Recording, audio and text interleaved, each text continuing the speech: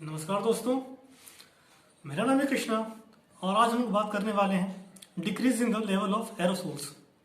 ठीक है, north India में पिछले 20 सालों में एरोसोल्स की जो वैल्यू हुई है वो पहली बार डिक्रीज हो रही है नॉर्थ उत्तरी भारत में। तो आज की वीडियो में हम लोग यही बात डिस्कस करेंगे, एरोसोल्स क्या होते हैं, उसके इफेक्ट क्या हैं। ठीक है, तो चलिए स्टार्ट करते हैं। तो सबसे पहले बात करते हैं एरोसोल्स की। एरोसोल्स होते क्या हैं? Aerosols is a tiny particle which, when produced by burning of fossil fuel, different kind of fossil fuel such as coal, petroleum, wood, etc. ठीक है, तो समझ गए होंगे जब हम विभिन्न प्रकार के फॉसिल फ्यूल को जलाते हैं, जैसे कोयला हो गया, वुड हो गया, पेट्रोल हो गया, ठीक है, तो उन्हीं की मदद से एरोसोल्स का फॉर्मेशन होता है। तो अब बात करते हैं, आपने सुना होगा PM 10, PM 2.5। तो ये पीएम कुछ नहीं है, ये एरोसोल्स के ही टेक्निकल टर्म्स है। एरोसोल्स के ही टेक्निकल टर्म है।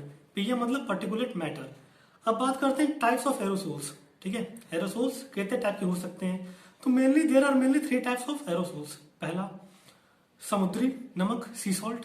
ठीक है, दूसरा डस्ट, इस डस्ट में मेनली हम डिजर्ट्स की बात करेंगे।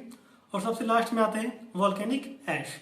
वॉल्केनिक ऐश कुछ नहीं, जब वॉल्केनो में जो लावा निकलता है साथ में उसके वॉल्केनिक ऐश भी निकलती है। तो इसी चीज। अब बात करते हैं एरोसोल्स के सोर्स की।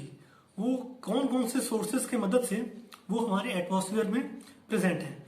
तो मेनली 2 टाइप के सोर्स दिए गए हैं, जिसमें 90% जो होता है नेचुरल सोर्स होते हैं, जो 10% होते हैं बाकी के वो मैनमेड सोर्स होते हैं।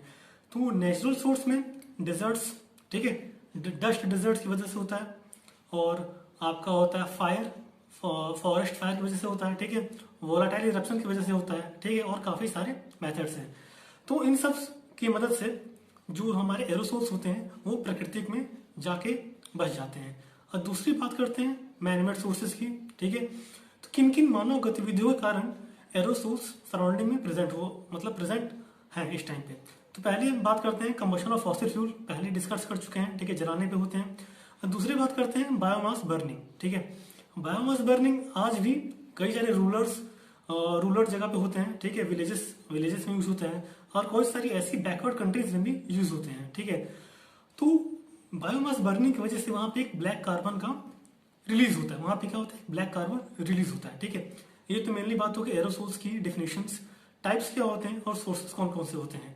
यहाँ पे एक क्वेश्चन आता होगा, कई लोग सोचते होंगे क्या एरोसोल्स और क्लाइमेट चेंज में क्या कुछ रिलेशन है? हाँ, लिंक तो है, लेकिन यहाँ पे एक बात मैं बता देना चाहता हूँ आप लोगों को कि जो एरोसोल्स होते हैं वो ग्लोबल वार्मिंग में पार्टिसिपेट नहीं करते हैं। ग्लोबल वार्मिंग में पार्टिसिपेट नहीं करते हैं, जबकि एरोसोल्स ग्लोबल कूलिंग में इफेक्ट करते हैं। हाँ, कुछ जो एरोसोल्स होते हैं वो ग्लोबल वार्मिंग का भी हिस्सा होते हैं, जैसे ब्लैक कार्बन। ठीक है, या उसको शूट भी बोलते हैं। ठीक है, अगर हम ग्लोबल वार्मिंग को साइड पे रख देते हैं, अगर हम बात करते हैं ह्यूमन हेल्थ पे एरोसोल्स का क्या इफेक्ट पड़ता है, तो ह्यूमन हेल्थ में इसका काफी वर्स्ट इफेक्ट पड़ता है। Lung diseases, heart diseases, asthma की प्रॉब्लम भी पाई जाती है। अगर हम बात करते हैं क्लाइमेटिक कंडीशन में क्या क्या इसके इफेक्ट हैं, तो इसके क्लाइमेटिक में काफी वर्स्ट इफेक्ट हैं। रेनफॉल को जो पैटर्न होता है वो काफी डिस्टर्ब हो जाता है। ठीक है, अगर हम बात करते हैं इंडिया और चाइना में, ठीक है, जहाँ पे मेनली जो पॉपुलेशन वहाँ की है वो एग्रीकल्चर पे डिपेंडेड है, फूड प्रोडक्शन पे डिपेंडेड है। अगर वहां पे कुछ रेन में डिस्टर्बेंस होती है, रेनफॉल में डिस्टर्बेंस होती है, तो वहां के लोगों को सफर करना पड़ेगा। ठीक है, तो ये तो बात हो गई एरोसोल्स की।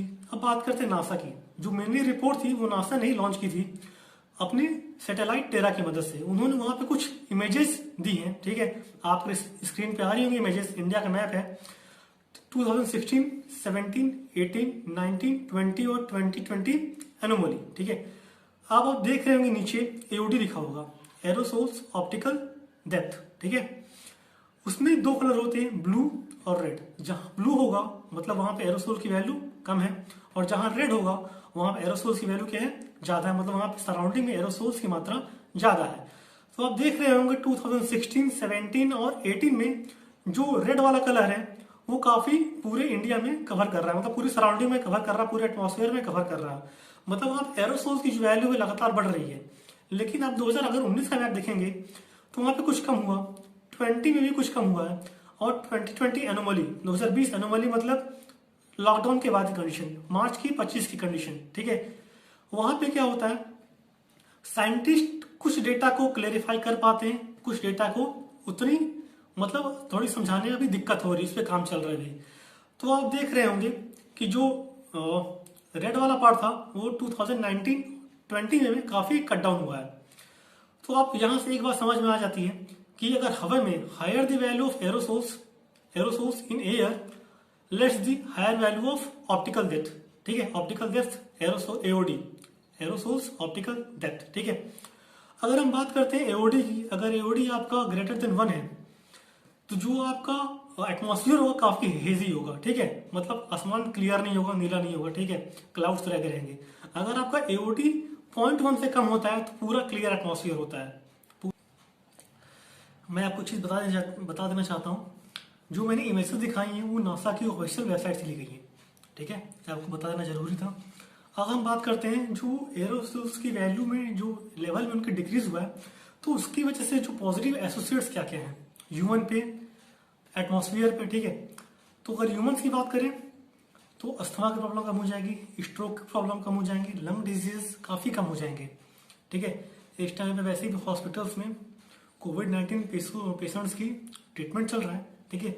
अगर ये फर्दर एरोसोल्स की वैल्यू वैसे ही कम होती रहेंगी तो आने वाले फ्यूचर्स में क्या होगा कि डॉक्टर्स को lung patients, heart patients, asthma की जैसी प्रॉब्लम से टैकल नहीं करना पड़ेगा, बचे रहेंगे, ठीक है। अगर हम बात करते हैं एटमॉस्फेयर्स की, तो आसमान इस टाइम पूरा क्लियर है। आपने कहीं कहीं न्यूज भी देखी होगी, दिल्ली में पहली बार हुआ है कि वहां पे लोग पूरा क्लियर ब्लू स्काई देख पा रहे हैं। और वहां पे कई लोग ऐसा बोल रहे हैं कि हमें रात में विजिबल स्टार्स पूरी तरीके से विजिबल दिखाई दे रहे हैं। तो ये काफी अच्छा, मतलब एटमॉस्फेयर के लिए अच्छा है, सराउंडिंग के लिए अच्छा है। तो मैं बस इसी नोट के साथ आज की वीडियो को समाप्त करना चाहूंगा। आशा है आपको वीडियो पसंद आई होगी, कुछ जानने को मिला होगा, कुछ नया समझने को मिला होगा, कुछ नया सीखने को मिला होगा। With that, this is me Krishna Mohan signing off. जय हिंद, जय भारत।